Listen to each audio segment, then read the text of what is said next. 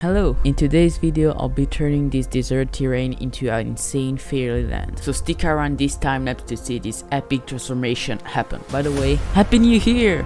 I'm not late. With that out of the way, let's start.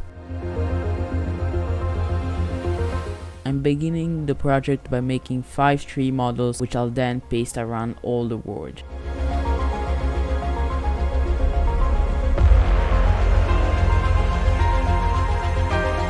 I've actually never been this organized for any of my builds. I just normally build 3 trees and call it a day. Whereas this time I'm trying to make some bushes and some rocks paired with many mushroom types and multiple flowers. This will help me so much by improving the ambience effect when walking around the paths.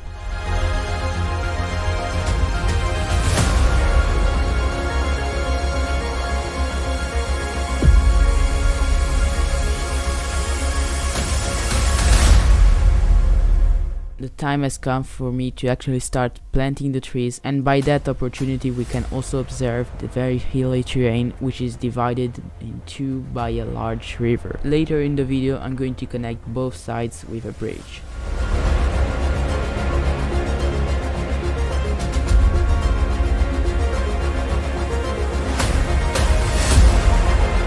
After that comes the mushrooms, which have 2 main colors in the vanilla game, and after planting them everywhere I decided to make a mushroom forest with even more magical aspects and colorful mushrooms to it. And finally I'm adding the flowers I designed earlier. I'm not the best at building those, but if you don't look at them too close they're good enough. Then I began working on a tree standing on the top of a hill.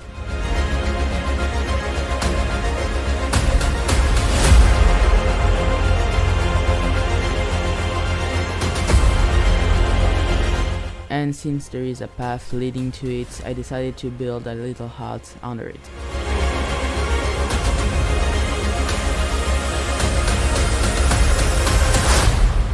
Perhaps there has been a person living there doing mysterious experiments. I'll let you investigate that while I finish the tree and add leaves to it. I decided to build a giant mushroom standing on the top of another hill, this time without any secret hut.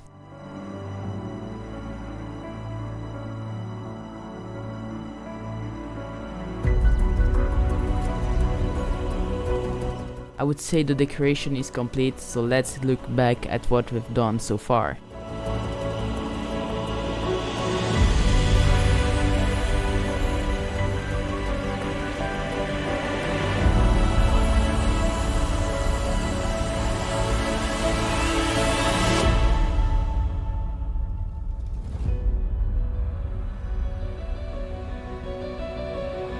It's time for me to work on the main build, which is going to be the fortress, starting by making the outer shape and making some experiments with gradients for the walls. Please note that this is not a military castle and instead has been turned into the sovereign's home, which is why it has fake walls and towers but no weapons displayed. Back to the build, I'm now working on the top of the walls, decorating them with some patterns and banners which sustain the walkway.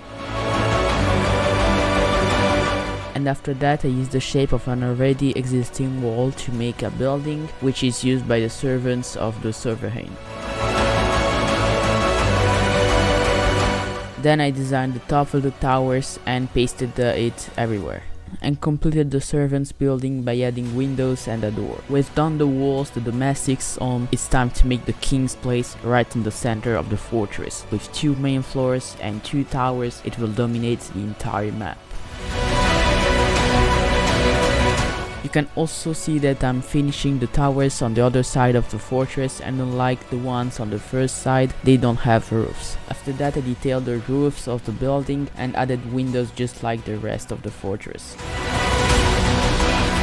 While I was doing that, I realized that the tower in the front was too big and covered most of the fortress when viewed from the lake. So I decided to make the tower thinner and extend the walls. As you can see, it's also very tall because I wanted it to stand out even more from the surrounding. I still have to make the castle blend well with the surrounding terrain, so I added some rocks at the bottom of the walls to make a transition.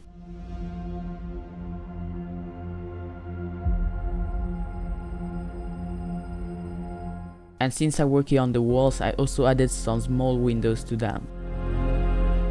Before we declare this fortress complete, I must first finish the beacon, which was used to communicate the status of the land. If the beacon was lit up, it meant that nothing bad was happening, but if it dimmed, it meant that there was an issue going on or that it was raining. Brave ways to forecast weather. Now seriously, this fortress is looking amazing in my opinion. I'm really proud of how I've overcome myself in such a small place and how well the experiments with gradients and with this color palette turned out. Anyway, I began working on the bridge that I mentioned earlier. It's quite a classic bridge on a slight diagonal axis.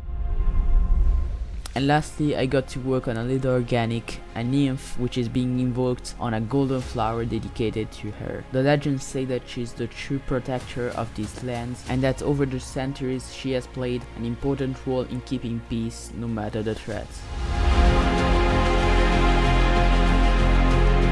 Well, that completes the project. Even though it might seem less impressive than my other builds, I'm still highly proud of it. I forgot to mention it, but I also added the rocks and the bushes I designed earlier. It's hard to see them from a such high point of view, but it really changes a lot of things when you take a walk there. And now there's only one last thing to do. Enjoy the cinematic.